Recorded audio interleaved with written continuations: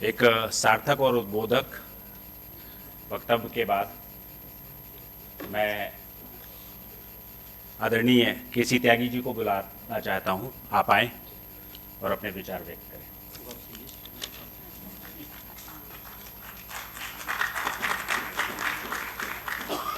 दुर्गा शंकर जी जा चुके हैं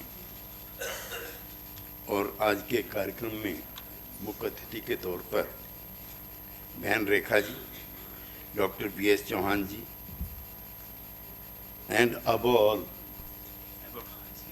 सुनैना जी, राम नारायण पटेल जी और कार्यक्रम के जो आयोजक हैं विपिन जी, जिनकी जितनी भी प्रशंसा की जाए बहुत कम है, जिन्होंने भारत को ही नहीं तमाम विश्व के जो हिंदी प्रेमी हैं उनको एक मंच पे लाने का मैराथन एफर्ट किया है।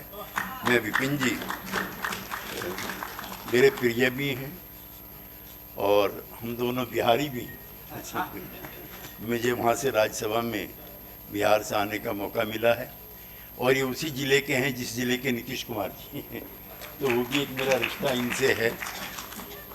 मेरी इनसे पहली मुलाकात मॉरिशस में हुई थी और इन 10 साल के समय में इनकी जो व्यग्रता है हिंदी के प्रति भी, राष्ट्र के प्रति भी, उसने मुझे भी इनका एक प्रशंसक बनाया है। सभी विद्वान लोगों का मैंने संबोधन सुना और मैं विशुद्ध एक राजनीतिक कार्यकर्ता और हिंदी के प्रति जो मेरी प्रतिबद्धता है उसका पहला कारण यही है कि जब मैं विश्वविद्यालय में प्रवेश किया तो उस समय देश भर में एक आंदोलन चल रहा था। तो मेरा राजनीति में भी जो पहला प्रवेश है वो इसी से हुआ है कि अंग्रेजी में काम ना होगा फिर से देश गुलाम ना होगा। और उसका एक कारण मेरा थोड़ा समाजवादी आंदोलन से रुझान था और उस समय जो हमारी जानकारियां थी कि जो जिसका जिक्र अभी किया था रेखा जी ने भी, दो दुनिया हो गई थी। एक दुनिया उन लोगों की थी जो भाषा के आधार पर श्रेष्ठता प्राप्त किए हुए लोग थे, अंग्रेजी भाषा, और एक हमारे भारत देश के जो मूल भाषा थी, जो गर्व की भाषा थी, जो मेरी माँ की भाषा थी, जो मेरी बहन की भाषा थी, वो कैसे उपेक्षित थी। जो बड़ी बड़ी सरकारी नौकरियों में जिसमें दुर्गा शंकर जी भी शामिल रहे हैं, तो चाहे देहरादून का दून स्कूल हो, अजमेर का मियो कॉलेज हो, सनावर हो शिमला के पास का, वहाँ जो बच्चे पढ़ते थे वो देश की प्रशासनिक सेवाओं में सर्वश्रेष्ठ माने जाते थे और वो वहाँ चयन भी उनका होता था। तो उस दौर में, उस आंदोलन के दौरान भी हमारे मन में एक कशिश होती थी कि जो अपने हिंदी भाषी इलाके हैं उनके बच्चे इन प्रशासनिक सेवाओं में सिर्फ इसलिए नहीं जा पाते क्योंकि हम अंग्रेजी की जो श्रेष्ठता का बोध है अपने सिर पर ढोते रहते। ग्रामीण इलाकों से और जो प्रशासनिक सेवाएं थी बाद में जाकर के और भी हमने जानकारियां हासिल की, 80-90% बच्चे और बच्चियां पब्लिक स्कूलों के पढ़े हुए थे, इन स्कूलों के जिनमें हमारे वर्गों के लोग न प्रवेश पा सकते हैं। और यही एक बड़ा कारण जो औपनिवेशिक भारत हमको मिला ये उसका भी था, भाषा की श्रेष्ठता का। तो इसके विरुद्ध जो पहला ये हमारा नारा था कि अंग्रेजी में काम ना होगा फिर से देश गुलाम ना होगा, मुझे बताते हुए प्रसन्नता है आज कि आज इंग्लैंड को हटा करके भारत दुनिया की चौथे नंबर की व्यवस्था,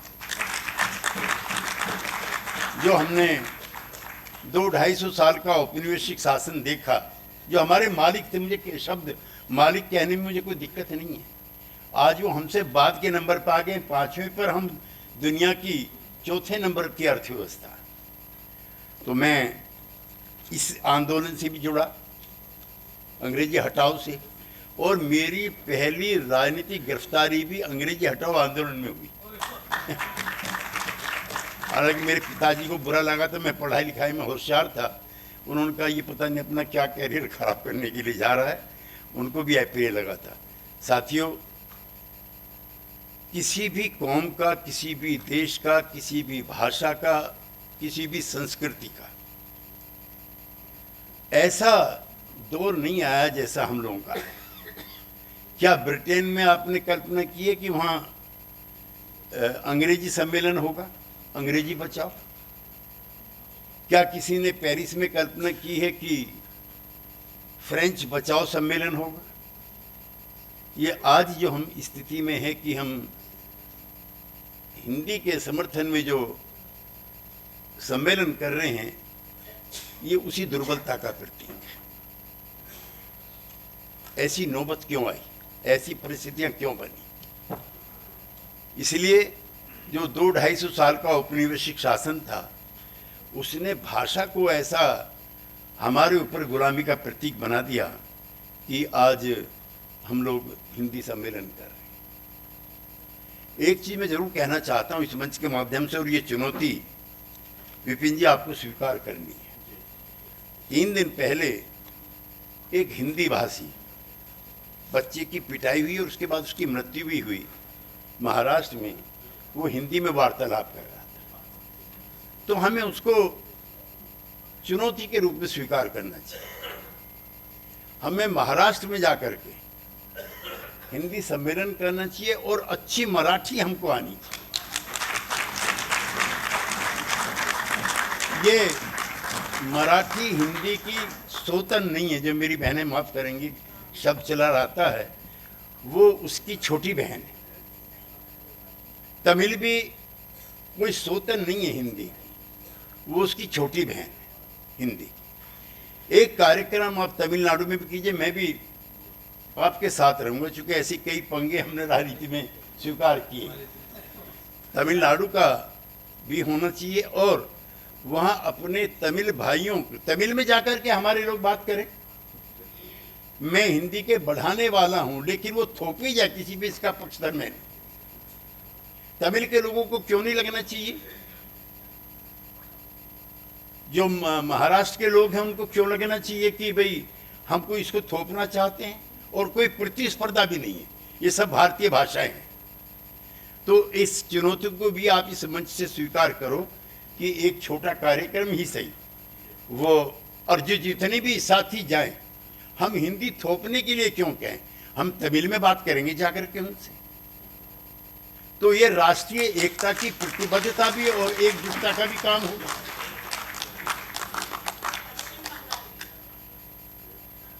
वो उतने सोविनिस्ट नहीं है, माफ करना।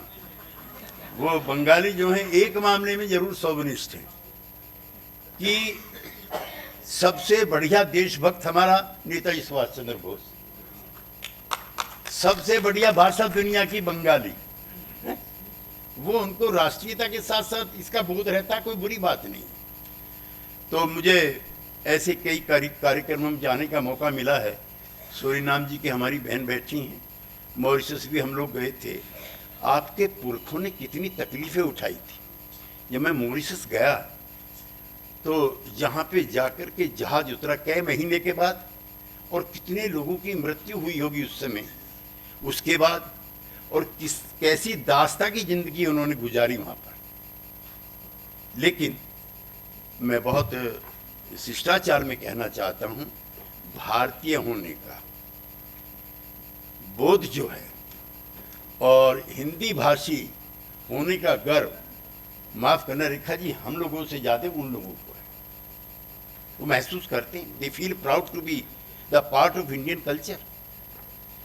तो आज जो कार्यक्रम विपिन जी आप आयोजित कर रहे हैं, मैं आपका निजी तौर पे भी प्रशंसक हूँ। और आज आपने पूरे विश्व को जिस तरह से इकट्ठा किया है, और दीनदयाल जी को भी मैं उस रूप में याद करता हूँ कि देश में जब पहला, वो भी एक गुलामी थी, मैं एक राजनीतिक कार्यकर्ता के रूप में कहना चाहता हूँ, आज़ादी के बाद गांधी जी खुद चाहते थे कि कांग्रेस पार्टी को भंग कर दो, और मैं एक राजनीति का विद्यार्थी होने के नाते कहना चाहता हूं कि ये कांग्रेस पार्टी कोई एक विचारधारा की पार्टी नहीं थी। इसमें समाजवादी भी थे, इसमें साम्यवादी भी थे, इसमें हिंदू राष्ट्र की इच्छा और कल्पना रखने वाले महामना मदन मोहन मालवीय भी थे जो इसके अध्यक्ष थे।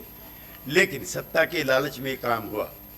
मेरे नेता डॉक्टर लोहिया और जो सामने जिनका चित्र है दीनदयाल जी, इन दो लोगों ने मिलकर के गैर कांग्रेसवाद का नारा दिया था और इन्हीं के असीमित प्रयासों का नतीजा था कि 1967 में हिंदुस्तान के 9 राज्यों में गैर कांग्रेसी सरकारें बनी। लेकिन दुर्भाग्य से वो ज़्यादा लंबे समय तक हम लोगों के बीच में नहीं रहे और उनका जो पहला चुनाव था, उपचुनाव, वो जौनपुर से था और वो रहने वाले मथुरा के थे, ब्रज के थे, जो हिंदुस्तान की सबसे प्यारी भाषा है ब्रज, जिसमें इतने इतिहास लिखे गए हैं। वो उनका विचार जो था वो गांधी के साथ साथ वो उसके बाद के थे जिन्होंने कहा था कि अंतिम व्यक्ति जो है उसके चेहरे पे जब रौनक आए तो समझो कि आज़ादी मिली है, वरना इस आज़ादी का कोई अर्थ नहीं है। उनको भी मैं अपनी श्रद्धांजलि आपके इस मंच के माध्यम से देना चाहता हूं। और आपने अच्छा विपिन जी किया कि अपने पुरखों का स्मरण, और वो हिंदी के भी बड़े भारी प्रशंसक और उसको चलाने वाले थे। और आज जो उनके विचारों की पार्टी है वो दुनिया की सबसे बड़ी पार्टी बनी है, उसके लिए भी मैं उनका अभिनंदन आज आपके इस मंच से करना चाहता हूं।